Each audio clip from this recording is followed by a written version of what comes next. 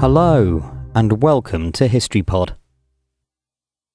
On the 4th of January 1642, Charles I attempted and failed to arrest the 5 members of Parliament, which prompted the English Civil War and his own eventual execution for treason.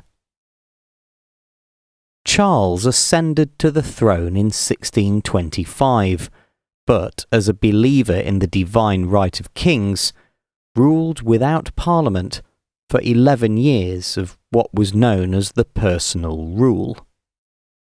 During this time, his policies, particularly those regarding taxation and religion, were met with hostility from his subjects. Charles's religious policies towards Scotland culminated in the outbreak of the Bishops' Wars in 1639, which saw a Scottish army invade England in August 1640.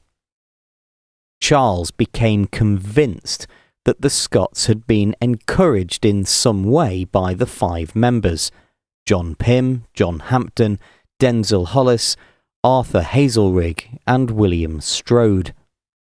Charles was afraid of them turning the London mob against him, and he'd heard rumours of a plan to impeach the Queen, so he charged them with treason.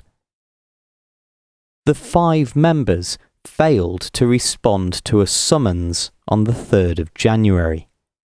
Therefore, on the afternoon of the 4th, the King himself entered the House of Commons chamber, an act that was a huge violation of parliamentary privilege, and he then sat in the Speaker's chair, from where he demanded that the men be handed over to him.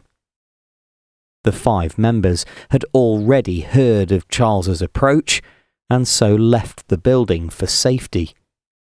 But then, when asked about their whereabouts, the Speaker of the House of Commons announced that he wouldn't tell the King their location, as he was a servant of Parliament, not the Crown.